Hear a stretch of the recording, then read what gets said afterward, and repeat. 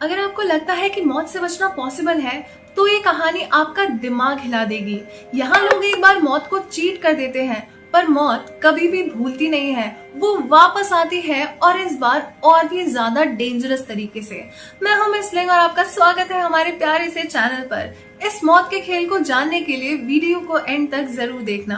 1968 का साल था। आइरिस नाम की एक जवान लड़की अपने फियांसे पॉल के साथ स्काई व्यू रेस्टोरेंट के ओपनिंग फंक्शन में आई थी। सब जगह खुशी का माहौल था, लोग नाच रहे थे, हंस रहे थे, सब कुछ बिल्कुल परफेक्ट लग रहा था।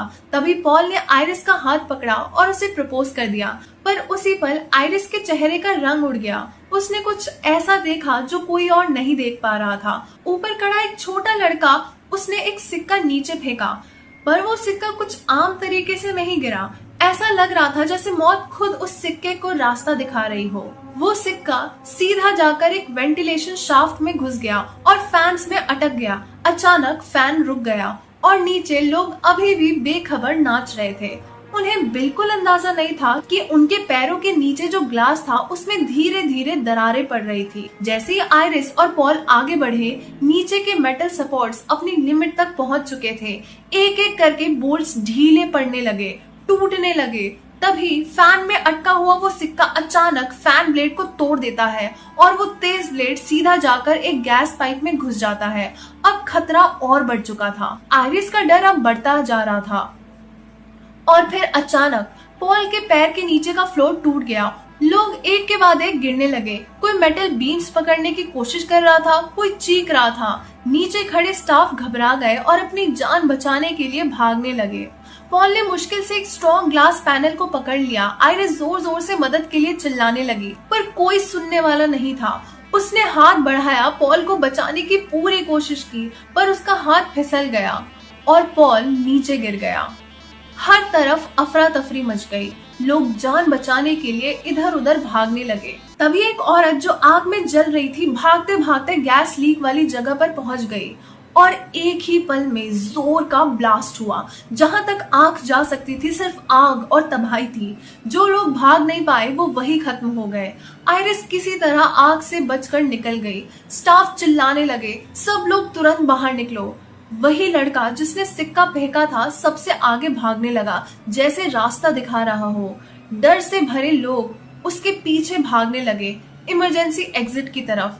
पर मौत ने यहाँ भी अपना जाल बिछा रखा था। जैसे ही लोग उस रास्ते पर पहुंचे, पूरा वॉकवे टूट गया और उस पर चढ़ने वाले सब लोग एक पल में मर गए।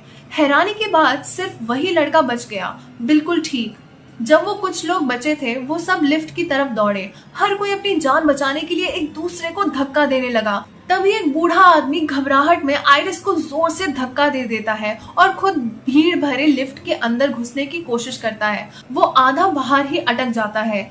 अगले ही पल लिफ्ट खराब हो जाती है और धीरे धीरे वो बूढ़ा आदमी बीच में ही कुचल दिया जाता है। इतना डरावना मंजर था कि देखने वालों की रूह कांप जाए। आइरिस का दिमाग काम करना बंद कर रहा था। वो दूसरा रास्ता ढूंढने की कोशिश करती है पर इतने स्ट्रेस की वजह से उसकी प्रेगनेंसी पर असर पड़ने लगता है। तभी उसकी नजर एक अजीब चीज पर पड़ती है। आसपास की चीजें धीरे धीरे साइड में सड़क रही थी और छत में दरारें पड़नी शुरू हो गई थी। आइरिस को तुरंत समझ आ गया ये जगह अब बिल्कुल सेफ नहीं है। वो बिना देरी किए ऊपर की तरफ चढ़ने लगती है पर बाकी लोग इतने लकी नहीं थे। अचानक फ्लोर बीच से टूट जाता है और एक तीखी ढलान बन जाती है। लोग अपने आप को रोक नहीं पाते, सब फिसल कर नीचे गिरने लगते हैं और सीधा जाकर एक मजबूत ग्लास पर टकराते हैं। एक औरत को लगता है कि वो बच गई है। वो चैन की सांस लेती है पर जैसे ही वो ऊपर देखती है उसके सिर के ऊपर एक पियानो लटक रहा होता है, बिल्कुल गिरने के कगार पर। और फिर मौत फिर से अपना खेल दिखाती है। एक सिक्का सीधा जाकर उस पियानो पर गिरता है और अगले ही पल पियानो जोर से नीचे गिरता है, सीधा उस बेचारी औरत पर। वही लड़का जो पहले सिक्का फेंका था वो फिर से बच निकलता है। वो हल्की सी मुस्कान के साथ खड़ा होता है जैसे सब कुछ उसके कंट्रोल में हो। पर उसकी ये मुस्कान ज्यादा देर तक नहीं टिकती क्योंकि अगले ही पल वही पियानो उसके ऊपर गिर जाता है और इस बार वो भी नहीं बचता। आइरिस पूरी तरह टूट चुकी थी। पॉल को खो देने का दर्द उसके चेहरे पर साफ दिख रहा था, पर तभी उसकी नजर एक छोटे लड़के पर पड़ती है। अपना सब कुछ भूलकर आइरिस उसे बचाने के लिए आगे बढ़ जाती है और उसी पर ऊपर का पूरा बिल्डिंग गिरना शुरू हो जाता है। हर तरफ सिर्फ तबाही। आखिरी पल में आइरिस एक मेटल के टुकड़े को पकड़ लेती है। एक पल के लिए लगता है शायद वो बच गई, पर यह सहारा बहुत कमजोर था और अगले ही पल वो टूट जाता है और आइरिस सीधा नीचे जलती हुई आग में गिर जाती है। अचानक स्टिफनी झटके से उठती है। वो क्लास में थी और उसने अभी अभी एक डरावना सपना देखा था, पर ये कोई आम सपना नहीं था। 2 महीने से रोज वो यही सपना देख रही थी, वही सब कुछ बार बार। वो अपनी रूममेट को सब बताती है। सपने में एक औरत होती है जिसका नाम आइरिस है और हैरानी की बात ये नाम उसकी दादी का भी था, पर स्टेफनी ने कभी उन्हें देखा नहीं था और ना ही उसे पता था कि वो अब जिंदा भी है या नहीं। रूममेट उसे कहती है, तुम घर जाओ और सब पता करो, शायद तुम्हारे सवालों का जवाब वहीं मिले और शायद ये बुरे सपने भी बंद हो जाएं। स्टेफनी घर जाती है और अपने पापा मार्टी से पूछती है, आइरिस कौन थी? मार्टी के चेहरे पर हल्का सा तनाव दिख रहा था, पर फिर भी वो जबरदस्ती मुस्कुराया जैसे कुछ छुपा रहा हो। उसी वक्त स्टिफनी का छोटा भाई चार्ली बोलता है कि वो अपने कजन्स के घर जा रहा है। स्टिफनी तुरंत कहती है कि वो भी साथ चलेगी। जाने से पहले मार्टी उन्हें रोकता है और सख्ती से कहता है, आइरिस के बारे में वहां किसी से कुछ मत पूछना। ये सुनते ही स्टिफनी को और भी ज्यादा शक होने लगता है। आखिर आइरिस के साथ हुआ क्या था? अगर सपने वाली औरत सच में आइरिस थी और उसके साथ कुछ बुरा हुआ था, तो फिर उसकी माँ कहाँ से आई? ये सवाल उसके दिमाग में घूमने लगता है। जैसे ही स्टिफनी और चार्ली अपने कजन्स के घर पहुंचते हैं, स्टिफनी सीधे अपने अंकल हॉवर्ड के पास जाती है। वो उनसे अपनी माँ डार्लिंग के बारे में पूछना चाहती थी। वो सुनते ही हॉवर्ड एकदम से घबरा जाता है और तुरंत बात को बदल देता है। पर जैसे ही स्टिफनी अपने सपने वाली जगह का नाम लेती है, स्काई व्यू रेस्टोरेंट, हॉवर्ड और उसकी वाइफ ब्रेन देख के चेहरे के रंग उड़ जाता है। दोनों एक दूसरे को देखते हैं जैसे कोई पुराना डर वापस जिंदा हो गया हो। अब स्टिफनी रुकने वाली नहीं थी। वो बार बार उनसे सवाल करती है। उसके कजिन्स भी पास आ जाते हैं। सबको सच जानना था। आखिरकार हॉवर्ड और ब्रेंडा सच बताने पर मजबूर हो जाते हैं। वो कहते हैं, आइरिस मरी नहीं है, पर उसका दिमाग टूट चुका था। वो अपना होश खो बैठी थी। हॉवर्ड और ब्रेंडा के लिए वो जिंदा होते हुए भी मर चुकी थी। ये सुनते ही स्टिफनी और भी बेचैन हो जाती है। वो खुद आइरिस से मिलना चाहती थी, शायद उसे उसके सपनों का जवाब मिल जाए। तब हॉवर्ड गुस्से और मजबूरी के बीच सब कुछ बताता है। उसके पिता की मौत के बाद आइरिस बिल्कुल टूट गई थी। उसने अपना कंट्रोल खो दिया था। वो बच्चों को स्कूल जाने से रोक देती थी, उन्हें घर के अंदर बंद रखती थी। हर वक्त उसे ये डर सताता रहता था कि उसके बच्चों के साथ कुछ बुरा हो जाएगा। उसका डर इतना बढ़ गया था कि वो नॉर्मल सोच ही नहीं पा रही थी। आखिरकार पुलिस को बीच में आना पड़ा और आइरिस को उनसे दूर ले जाया गया। पर कहानी यही खत्म नहीं होती। बाद में भी आइरिस उनकी जिंदगी पर नजर रखती रही। वो उनके फॉस्टर केयर के बारे में जानने की कोशिश करती रही और जब हॉवर्ड और ब्रेंडा के अपने बच्चे हुए, एरिक, जूलिया और बॉबी, तब आइरिस ने उन्हें डरावने लेटर्स भेजने शुरू कर दिए।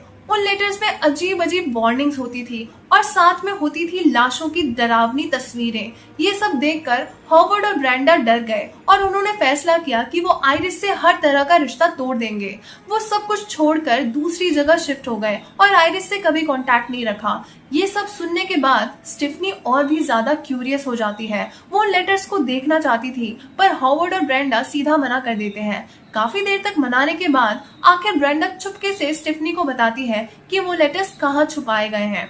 स्टिफनी जैसे ही उन लेटर्स तक पहुंचती है, वो उन्हें खोलकर देखना शुरू करती है। उसके होश उड़ जाते हैं। उन तस्वीरों में जो औरत थी वो बिल्कुल वैसी ही लग रही थी जैसे उसके सपनों में आती थी। एक भी चीज अलग नहीं थी। अब स्टिफनी को यकीन हो गया था कि ये सपने सिर्फ सपने नहीं है। सच जानने की जिद में स्टिफनी अकेली ही निकल पड़ती है आइरिस को ढूंढने के लिए। एड्रेस फॉलो करते करते वो एक सुनसान पहाड़ी जगह पर पहुंच जाती है। वहाँ एक अलग सी जगह थी, बिल्कुल तन्हा, जैसे दुनिया से कटा हुआ हो। दरवाजे के पास एक इंटरकॉम लगा होता है।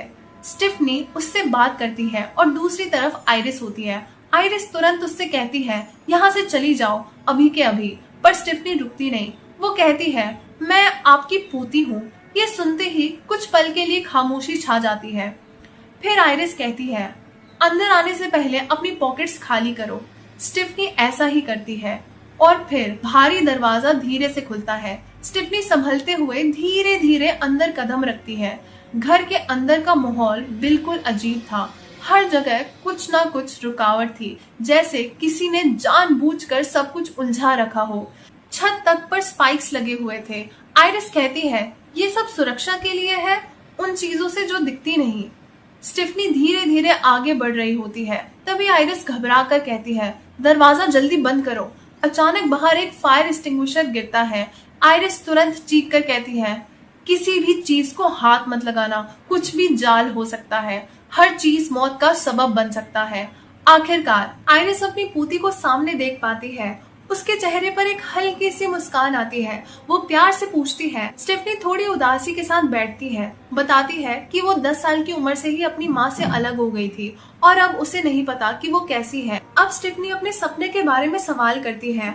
आइरिस धीरे से कहती है, वो सिर्फ सपना नहीं था, मैंने कभी भविष्य देखा था। आइरिस अपनी पुरानी यादें याद करने लगती है। वो कहती है, उस वक्त मैं और पॉल सबसे ऊपर वाले रूफ टॉप पर थे। एक औरत की टोपी हवा में उड़ गई थी। एक लड़का सिक्का फेंकना चाह रहा था पर सिक्योरिटी ने उसे रोक दिया। फिर भी वो जिद कर रहा था। उसी वक्त पॉल मुझे प्रपोज करने वाला था, पर आइरिस को सब कुछ समझ आ चुका था। उसने तुरंत पॉल को रोका और कहा, ये बिल्डिंग गिरने वाली है, सब मर जाएंगे। पॉल हैरान रह गया, उसे कुछ समझ नहीं आया। तभी आइरिस तुरंत आगे बढ़ती है और उस लड़के के हाथ से सिक्का छीन लेती है। वही सिक्का जो सब कुछ शुरू करने वाला था। वो तुरंत नीचे की तरफ भागती है। अंदर जाकर देखती है, लोग खुशी खुशी नाच रहे होते हैं। आइरिस बिना टाइम वेस्ट के तुरंत आगे बढ़ती है और माइक्रोफोन पकड़ लेती है। वो जोर से सबको कहती है, सब लोग नीचे देखो, अपने पैरों के नीचे। कुछ लोग उसे रोकने की कोशिश करते हैं, पर कुछ लोग जैसे ही नीचे देखते हैं उनके होश उड़ जाते हैं। ग्लास में दरारें साफ दिख रही थी। उस रात आइरिस ने बहुत सारी जान बचा ली थी और सबसे बड़ी बात, बिल्डिंग नहीं गिरती। बाद में वो रेस्टोरेंट बंद हो जाता है। आइरिस ने तबाही रोक दी थी, पर मौत को ये बिल्कुल पसंद नहीं आया। उसका प्लान बिगड़ चुका था और फिर सालों बाद मौत वापस आई और उसने एक एक करके उस रात वहां मौजूद सब लोगों को मार दिया। उनमें पॉल भी था, आइरिस का सबसे बड़ा सहारा। ये सब देखकर आइरिस ने सीख लिया था कि मौत कैसे आती है और उसके आने से पहले कैसे पहचाना जाता है। सालों तक वो आने वाली तबाही को रोकने की कोशिश करती रही, पर अब मौत ने उसे पकड़ लिया था। उसे कैंसर हो चुका था। जब वो स्टिफनी से बात कर रही होती है, तभी वो थोड़ी सी लापरवाह हो जाती है और बस यही मौका मौत को चाहिए था। छुपके से वो वहां आ जाती है। एक मैग्नीफाइंग ग्लास सूरज की रोशनी को एक मेटल ट्रे पर रिफ्लेक्ट करता है। वहां से वो रोशनी एक रोप पर जाकर पड़ती है और धीरे धीरे वो जलने लगती है। तभी आइरिस को कुछ गलत महसूस होता है। वो तुरंत मुड़कर देखती है और मौत का जाल समझ जाती है। वो जल्दी से मैग्नीफाइंग ग्लास को हटा देती है। मौत ने सोचा था कि आइरिस अपनी पोती के चक्कर में ध्यान भटका देगी, पर आइरिस अभी भी तैयार थी। वो स्टिफनी से कहती है, यही रुक जाओ, मैं तुम्हें सब सिखाऊंगी। बाहर बहुत खतरा है, मैं 20 साल से बाहर नहीं निकली। पर स्टिफनी रुकना नहीं चाहती थी। उसे वापस अपनी पढ़ाई पर जाना था। आइरिस उसे वार्न करती है, मौत हमारे परिवार के पीछे है, पर स्टिफनी इसे सिर्फ एक सपना समझ रही थी। वो यकीन नहीं करती और बिना सोचे समझे वहां से निकलने लगती है। आइरिस उसे रोकने की कोशिश करती है। वो कहती है, जाने से पहले ये किताब ले जाओ। जैसे ही स्टिफनी दरवाजे के पास पहुंचती है, अचानक आइरिस को एक और विजन आता है। तेज हवा, कंपास का हिलना और कुछ छोटी छोटी चीजें जो सब कुछ शुरू कर सकती थी। आइरिस समझ जाती है, अगर वो बाहर गई तो वो मर जाएगी, पर अपनी पोती के लिए वो रिस्क लेती है। वो बाहर कदम रख देती है और किताब सीधा स्टिफनी की तरफ फेंक देती है। वो कहती है, ये किताब हमारे परिवार को बचा सकती है, पर स्टिफनी अभी भी यकीन नहीं करती। तब आइरिस कहती है, पीछे हट जाओ, मैं साबित करती हूँ। अचानक तेज हवा चलती है और एक झटके में कंपास गिर जाता है। वो कंपास सीधा जाकर एक फायर एक्सटिंग्विशर से टकराता है और अगले ही पल वो एक्सटिंग्विशर जोर से उड़ता हुआ आता है और सीधा आइरिस के मुंह आर पार घुस जाता है। सब कुछ एक सेकंड में खत्म। स्टेफनी की आंखों के सामने आयरिस की मौत हो जाती है। अब उसे यकीन हो चुका था ये सब सच है, आयरिस चली गई थी। कुछ दिन बाद परिवार के लोग उसकी अंतिम क्रिया में शामिल होते हैं। स्टेफनी अपने पापा और अंकल को बताती है कि आयरिस ने कहा था मौत उनके पीछे है, पर कोई भी उसकी बात पर यकीन नहीं करता। तभी स्टेफनी की माँ डार्लिन वहां आती है। उसके चेहरे पर अभी भी गुस्सा होता है अपनी माँ के लिए। स्टेफनी चुपचाप वहां से निकल जाती है। घर लौटकर वो आयरिस की दी हुई किताब पढ़ना शुरू करती है। उधर बाकी परिवार हॉवर्ड के घर पर इकट्ठा होते हैं। सब लोग बारबेक्यू कर रहे होते हैं, हंस रहे होते हैं, खा रहे होते हैं। उन्हें बिल्कुल अंदाजा नहीं होता कि मौत वहां पहुंच चुकी है।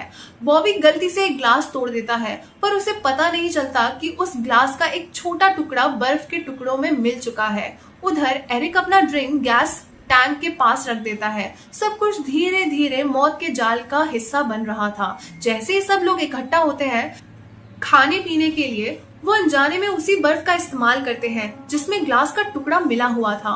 हॉवर्ड अपना ग्लास उठाता है और कहता है, आयरिस की मौत ने हमें ये सिखाया है जिंदगी का हर पल जीना चाहिए। सब लोग अपने ग्लास टकराते हैं और एक साथ पीने लगते हैं। अचानक जूलिया को सांस लेने में दिक्कत होने लगती है। वो जोर जोर से खांसने लगती है। उसे लगता है कि कुछ उसके गले में अटक गया है। सब लोग घबरा जाते हैं और उसके पास भागते हैं, पर कुछ पल बाद वो ठीक हो जाती है। लगता है बस गलत तरीके से निगल लिया था। सब चैन की सांस लेते हैं।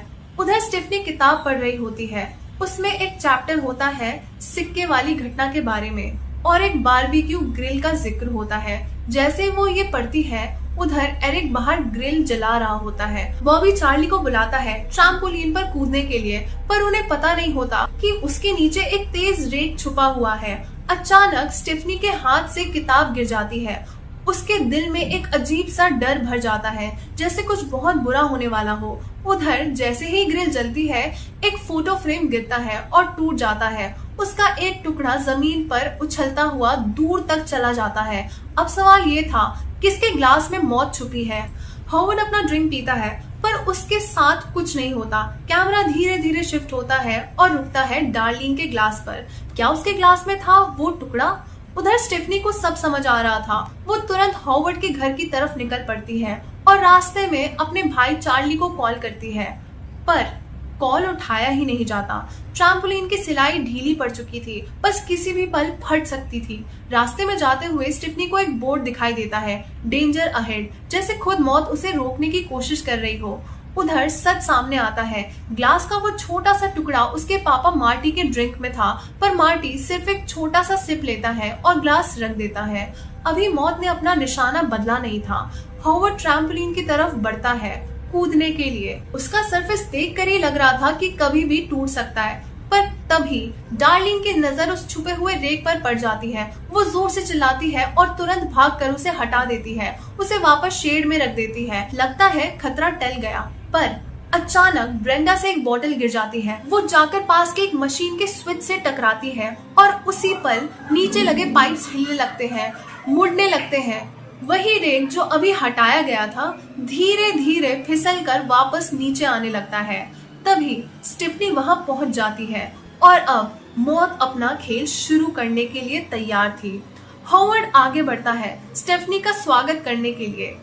तभी बॉबी का पैर ट्रैम्पोलिन में अटक जाता है। जूलिया मुड़कर देखती है और उसके हाथ से ग्लास का एक टुकड़ा नीचे गिर जाता है। हॉवर्ड का पैर सीधा उस पर पड़ता है।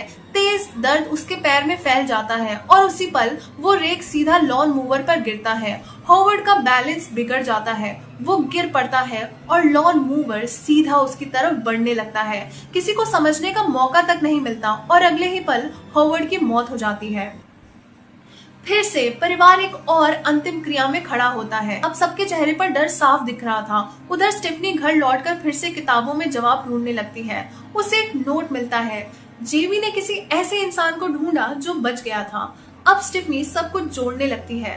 वो समझने की कोशिश करती है अगला नंबर किसका हो सकता है। आयरिस और पॉल के बच्चे थे, हॉवर्ड और डार्लिन। हॉवर्ड के बच्चे एरिक, जूलिया और बॉबी।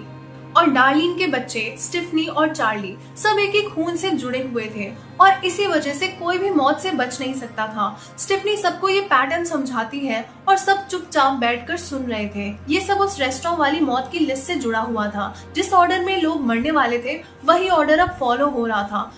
पहले सैकड़ों लोग मरने वाले थे पर आइरिस ने उन्हें बचा लिया था और अब मौत वापस आई है उन सबको एक एक करके लेने के लिए। और सबसे डरावनी बात, मौत हमेशा एक फिक्स ऑर्डर फॉलो करती है और उस ऑर्डर से कोई नहीं बच सकता। ये सब हॉवर्ड के परिवार से शुरू हुआ था और अब अगला नंबर स्टिफनी के परिवार का था। मार्टी और ब्रेंडा खून से जुड़े हुए नहीं थे, इसीलिए शायद वो मौत की लिस्ट में नहीं थे। इसका मतलब सबसे ज्यादा खतरा हॉवर्ड के सबसे बड़े बेटे एरिक को था, पर कोई भी स्टिफनी की बात मानने को तैयार नहीं था। सबको लग रहा था ये तो वो ज्यादा सोच रही है या फिर उस पर कोई बुरा असर है और धीरे धीरे सब लोग उससे दूर चले जाते हैं। एरिक अपना काम पर पहुंचता है। वहाँ एक घूमता हुआ फैन एक लटकती हुई चेन से टकराता है और वो चेन सीधा जाकर एरिक के नोज रिंग में अटक जाती है। उसके पास ही डिसइंफेक्टेंट जमीन पर गिर जाता है। फैन घूमता रहता है और चेन धीरे धीरे और टाइट होती जाती है। एरिक उसे निकाल नहीं पाता। उसे अपने पैरों के पंजों पर खड़ा रहना पड़ता है और धीरे धीरे और ऊपर उठना पड़ता है। बैलेंस बनाना मुश्किल होता जा रहा था। तभी गलती से वो पास के एक लैंप से टकरा जाता है। लैंप गिरता है और तुरंत जमीन पर गिरा हुआ डिसइंफेक्टेंट आग पकड़ लेता है। अब सिचुएशन और खराब हो चुकी थी। टेबल पर रखा ग्लास टूट जाता है। हर तरफ घबराहट, दर्द और जान बचाने की कोशिश। आखिरी पल में एरिक जोर लगाकर चेन को तोड़ देता है और नीचे गिर जाता है, पर गिरते हुए वो और डिसइंफेक्टेंट गिरा देता है और अगले ही कुछ पल में जोर का ब्लास्ट होता है। पूरा शॉप उड़ जाता है। उधर स्टिफनी पूरी रात परेशान थी। एरिक उसका एक भी कॉल नहीं उठा रहा था। वो चार्ली को लेकर तुरंत निकल पड़ती है। रास्ते में उनका एक्सीडेंट होते होते बच जाता है, पर अचानक पता चलता है एरिक बच गया है। उसने अपने जलते हुए कपड़े फाड़कर किसी तरह अपनी जान बचाई, पर जो कुछ हुआ उसने स्टेफनी का यकीन और पक्का कर दिया कि मौत सच में उनके पीछे है। पर एरिक अभी भी यकीन नहीं करता, इसीलिए स्टेफनी डिसाइड करती है कि वो उसके पास ही रहेगी उसे बचाने के लिए। वो आइरिस के नोट्स फॉलो करने शुरू करती है। हर छोटी चीज पर ध्यान देने लगती है, कहीं कोई चेन रिएक्शन शुरू ना हो जाए। जैसे एक बार एक पेड़ का काटने वाला टूल अचानक ब्रांच से गिरता है और बस थोड़ा सा रह जाता है एक फुटबॉल को लगने से। अगर लग जाता तो वो बॉल सीधा एरिक के सिर पर लग सकती थी। हर चीज मौत के जाल का हिस्सा लग रही थी। तभी उनकी मुलाकात जूलिया से होती है। वो जॉगिंग कर रही होती है और उसी वक्त एक गार्बेज ट्रक उनके पास से गुजरता है। स्टेफनी तुरंत समझ जाती है कि कुछ गलत होने वाला है। वो जोर से एरिक को कहती है, दूर रहो, उस ट्रक के पास मत जाओ। पर एरिक हमेशा की तरह लापरवाह वो ट्रक के पास जाकर मजाक करने लगता है। अजीब चेहरे बनाता है जैसे उसे कोई डर ही ना हो। उधर जूलिया उन दोनों को इग्नोर करती है। वो अपने हेडफोन्स लगा लेती है और आगे दौड़ती रहती है। अचानक जूलिया का पैर फिसलता है और वो सीधा गार्बेज ट्रक के अंदर गिर जाती है। सब कुछ इतना जल्दी होता है कि समझने का वक्त ही नहीं मिलता। स्टेफनी और एरिक शॉक में उस ट्रक के पीछे भागते हैं, पर ड्राइवर हेडफोन्स लगाकर गाड़ी चला रहा होता है। स्टेफनी बिना सोचे सीधा ट्रक पर चढ़ जाती है। वो जूलिया का हाथ पकड़ने की कोशिश करती है और एक पल के लिए वो उसका हाथ पकड़ भी लेती है, पर देर हो चुकी थी। मशीन चल पड़ती है और जूलिया कुछ ही सेकंड्स में कुचल दी जाती है। सब खत्म। ये देखकर अब पूरे परिवार को यकीन हो जाता है मौत सच में उनके पीछे है और अब कोई भी सेफ नहीं है। तभी ब्रेंडा एक बड़ा सच बताती है। एरिक हॉवर्ड का असली बेटा नहीं था, वो उसके अफेयर का नतीजा था। शायद इसी वजह से वो अब तक बच गया था और इसका मतलब अब अगला नंबर हॉवर्ड के छोटे बेटे बॉबी का है। स्टेफनी को आइरिस के नोट से एक नाम याद आता है, विलियम। और डार्लिन और एरिक उसे जानते थे। सब तुरंत हॉस्पिटल की तरफ भागते हैं। वहां पहुंचकर पता चलता है विलियम वही लड़का है जिससे सालों पहले आइरिस ने बचाया था। विलियम धीरे धीरे सब बताता है। मौत से बचने के सिर्फ दो तरीके हैं, या तो किसी और को मारकर उसकी जगह ले लो या फिर खुद मरकर वापस जिंदा हो जाओ। वो कहता है अब वो भी आइरिस की तरह बीमार है, उसका वक्त खत्म होने वाला है और सबसे डरावनी बात, सब लोग वही ऑर्डर फॉलो करते हुए मरेंगे जो लिस्ट में लिखा है। ये सुनकर सबके चेहरे पर डर साफ दिख रहा था। विलियम उन्हें वार्न करता है, मौत के प्लान में ज्यादा दखल मत देना। वरना सब कुछ और भी ज्यादा बुरा हो सकता है। वो कहता है जितना वक्त बचा है उसे जी लो, और फिर वो चुपचाप वहां से चला जाता है। एरिक के दिमाग में एक प्लान आता है। अगर बॉबी को बचाना है तो वो सबसे आसान तरीका है मरना और फिर वापस जिंदा होना। वो कहता है बॉबी को पीनट्स खिला देते हैं, उसे एलर्जी है, उसका रिएक्शन इतना स्ट्रांग होगा कि डॉक्टर्स उसे वापस जिंदा कर देंगे। एक रिस्की प्लान, पर शायद उसके पास अब और कोई रास्ता नहीं था। वो लोग वेंडिंग मशीन से पीनट्स लेने की कोशिश करते हैं, पर पैकेट अंदर ही अटक जाता है। एरिक गुस्से में आकर सीधा ग्लास तोड़ देता है, फिर भी पीनट्स आसानी से नहीं मिलते। वो दोनों मिलकर पूरी मशीन को हिला देते हैं, उठाने तक की कोशिश करते हैं। काफी मेहनत के बाद आखिरकार पीनट्स मिल जाते हैं। वो तुरंत अगले रूम में जाते हैं, पर गलती से वहां का एमआरआई मशीन ऑन हो जाता है। अगले ही पल एक बहुत तेज मैग्नेटिक फोर्स एक्टिवेट हो जाता है। रूम के अंदर जो भी मेटल था सब खिंचने लगता है। एरिक के बॉडी के पियर्सिंग जोर से मशीन की तरफ खिंचने लगते हैं। उसके पीछे रखी व्हील चेयर भी उड़कर आगे बढ़ती है, और फिर एरिक की पूरी बॉडी जबरदस्ती खिंचकर एमआरआई मशीन से चिपक जाती है। वो पूरी तरह फंस जाती है। बॉबी जो अभी पीनट्स खा चुका था कुछ कर ही नहीं पाता। वो बस एरिक के हाथ में रखे एपिपेन तक पहुंचने की कोशिश करता है। तभी एक डॉक्टर आवाज सुनकर दरवाजा खोलता है, और फिर सबसे डरावना पल आता है। वेंडिंग मशीन का एक छोटा सा स्प्रिंग तेज रफ्तार से उड़ता हुआ आता है और सीधा जाकर बॉबी के सिर के आर पार घुस जाता है। स्टिफनी, डार्लिन और चार्ली एक दूसरे को कस के पकड़ लेते हैं। अब उन्हें समझ आ चुका था वो मौत से लड़ नहीं सकते, इसीलिए वो आइरिस का रास्ता फॉलो करने का फैसला करते हैं, सब कुछ दांव पर लगाने का। वो तीनों सीधा पहाड़ों की तरफ निकल जाते हैं, आइरिस के पुराने कैबिन की तरफ। उन्हें पता भी नहीं चलता कि नोटबुक से एक सिक्का गिर जाता है और एक बूढ़ी औरत उसे उठा लेती है। पहाड़ों में बना वो कैबिन बिल्कुल सुनसान और डरावना लग रहा था, जैसे मौत पहले से ही वहां इंतजार कर रही हो। स्टिफनी बिना सोचे गाड़ी तेज चला देती है और सीधा कैबिन की तरफ बढ़ जाती है। बीच रास्ते में गाड़ी टकरा जाती है और सीट बेल्ट का बकल उसे वही फंसा देता है। अब मौत का अगला निशाना डार्लिन थी। अगर वो किसी तरह कैबिन के अंदर पहुंच जाती तो शायद बाकी सब बच जाते, पर किसी ने नहीं देखा कि छत के वायर में शॉर्ट सर्किट हो रहा था। चिंगारियां निकल रही थी। जैसे ही डार्लिन दरवाजे तक पहुंचती है, अचानक जोरदार ब्लास्ट होता है, गाड़ी उड़ जाती है। स्टेफनी की बॉडी सीधा पास के पानी में गिर जाती है। चार्ली लकड़ी के टुकड़ों के नीचे दब जाता है।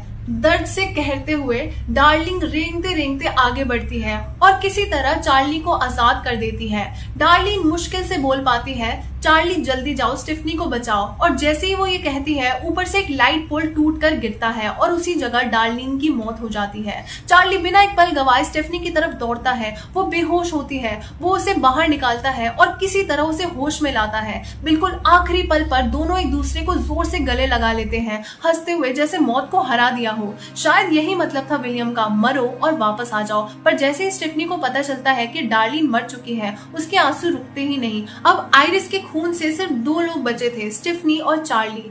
एक हफ्ते बाद दोनों चार्ली की गर्लफ्रेंड के घर जाते हैं। सब कुछ नॉर्मल लग रहा था, पर जब स्टिफनी चार्ली के कपड़े ठीक कर रही होती है, तभी उसकी उंगली एक गुलाब के कांटे से चुभ जाती है और उसी पल उसे सब याद आता है। वही सपना, उस सपने में भी आइरिस की उंगली चुभी थी। फिर एक बूढ़ी औरत ने सिक्का गिराया था। वो सिक्का सीढ़ियों से घूमता हुआ रेलवे ट्रैक के बीच जाकर अटक गया था और एक तेज ट्रेन उसकी तरफ बढ़ रही थी। चार्ली की गर्लफ्रेंड के पापा एक डॉक्टर होते हैं। जब उन्हें पता चलता है कि चार्ली ने स्टिफनी को कैसे बचाया, तो वो कैजुअली कहते हैं वो एक्चुअली मरी नहीं थी। अगर कोई बेहोश हो जाए और सांस वापस आ जाए पर दिल कभी बंद ही ना हुआ हो, तो टेक्निकली वो मरा नहीं कहलाता। ये सुनकर स्टिफनी और चार्ली के चेहरे पर फिर से डर आ जाता है, मतलब वो मौत को हरा नहीं पाए थे। तभी स्टेफनी की नजर एक लाल गाड़ी पर पड़ती है, बिल्कुल वैसे ही जैसे उसके सपने में थी। और सबसे ज्यादा डरावनी बात, चार्ली की गर्लफ्रेंड बिल्कुल वैसे ही कपड़े पहनी होती है जैसे आइरिस ने पहने थे।